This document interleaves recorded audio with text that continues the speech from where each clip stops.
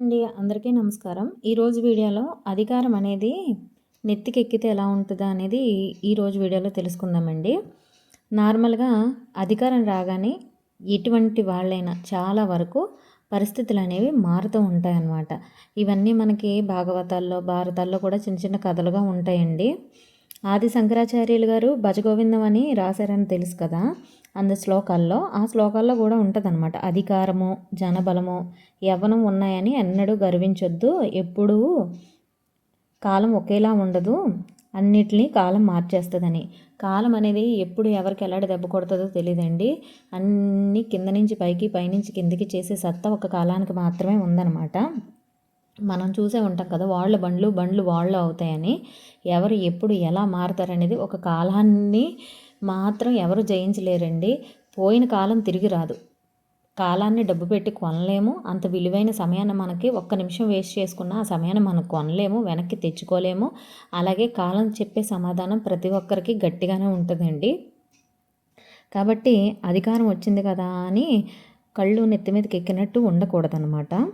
అలాగే బలిచక్రవర్తికి కూడా వామనావతారంలో ఆయన వచ్చి అడుగుతారు కదండి. అప్పుడు అంటారనమాట, ఆయన రాజ్యాలు పాలిస్తున్నామని ఎందరో అహంకారంతో విర్రవీగారు, కానీ వారెవ్వరు కూడా ఆ రాజ్యాల్ని, ఆ సంపదల్ని కూడా వెంట పెట్టుకొని పోలేదు కదా, కనీసం వాళ్ళ ఆనవాళ్ళైనా మిగలలేదు కదా అంటారు అందులోనమాట. ఇప్పుడు మనకి చాలా వరకు మన ముందు తరాల వరకు, మన తాతలు వరకు లేదా ముత్తాతల వరకు పెద్ద సంపదలు ఉండొచ్చు, వాళ్ళ పేర్లు తెలిసి ఉండొచ్చు.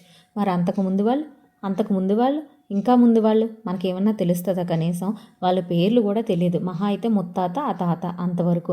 ఆ ముందు వాళ్ళు ఎలా బతికారు, ఎలా ఉన్నారనేది కూడా ఆ రూపురేఖలు కాదు కదా, కనీసం వాళ్ళ యొక్క చరిత్ర కూడా మనకి ఇసమంతైనా తెలియదు అనమాట. కాబట్టి సంపద ఉన్నదని ఎవరు నెత్తి మీద పెట్టుకొని పోలేరండి. ఎంత ఉన్నా సరే ఒక్క రూపాయి కూడా తీసుకెళ్ళరనే సత్యం అందరికీ తెలుసు. కానీ ఆ సత్యాన్ని మర్చిపోతూ ఉంటారనమాట. డబ్బే జీవితంగా, డబ్బే పరమావధిగా బతుకుతూ ఉంటారనమాట కొంతమంది. ఎప్పుడు కూడా డబ్బు కానీ, అధికారం కానీ ఉన్నదన్నీ విర్రవీగి వాళ్ళకి కాలం సరైన సమాధానం చెప్తుందండి. అలాగే కొంతమందికి జ్ఞానం ఉంటుంది, కానీ ఆ జ్ఞానంతో పాటు అహంకారం తోడవుతుందండి. ఆ జ్ఞానానికి ఎప్పుడైతే అహంకారం తోడైందో ఆ జ్ఞానం ఇసుమంతా కూడా ఉపయోగపడదనమాట. ఆ జ్ఞానం వల్ల లోకానికి ఉపయోగం ఉండదు, ఎవరికి ఉపయోగం ఉండదు. అలాంటి అహంకారంతో కూడిన జ్ఞానాన్ని కూడా సరస్వతీదేవి అయినా, కృష్ణ పరమాత్మ అయినా అంగీకరించరనమాట. నీ దగ్గర ఎంత జ్ఞానమైనా ఉండని, కానీ అహంకారంతో కూడిన జ్ఞానం అనేది ఒక్క రూపాయికి కూడా పనికిరాదండి. అది చాలామంది పెద్ద పెద్ద పండితులే అవ్వచ్చు, పెద్దవాళ్ళే అవ్వచ్చు, కొంతమందికి చాలా జ్ఞానం ఉంటుందండి. కానీ అటువంటి వాళ్ళకి వాళ్ళు చెప్పినా చెప్పకపోయినా వాళ్ళ మాటల ద్వారా దేని ద్వారానైనా మనకు అర్థమవుతూ ఉంటుంది వాళ్ళలో అహంకారం పాళ్ళు అనేవి ఉన్నాయని. మనము చిన్నవాళ్ళమైనా మనకి కొన్ని అర్థమవుతూ ఉంటాయండి. కాబట్టి జ్ఞానం అనేది అహంకారంతో కూడి ఉంటే అది నిరుపయోగం అనమాట. అహంకారంతో కూడి జ్ఞానం కలిగి ఉన్న వ్యక్తి కంటే అసలు జ్ఞానం లేని వ్యక్తి, మంచి మనసు, అహంకారం లేని వ్యక్తి ఇతని కంటే 1000 రెట్లు చాలా ఉత్తముడు, పరమోత్తముడు అని చెప్పచ్చు అనమాట.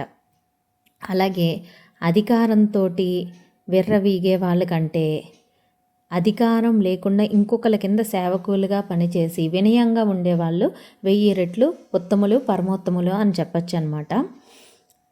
ఈ కలియుగంలో అయితే అధికారం రాగానే చాలామందికి కళ్ళు నెత్తి మీదకి ఎక్కుతూ ఉంటాయండి, కాదనట్లేదు.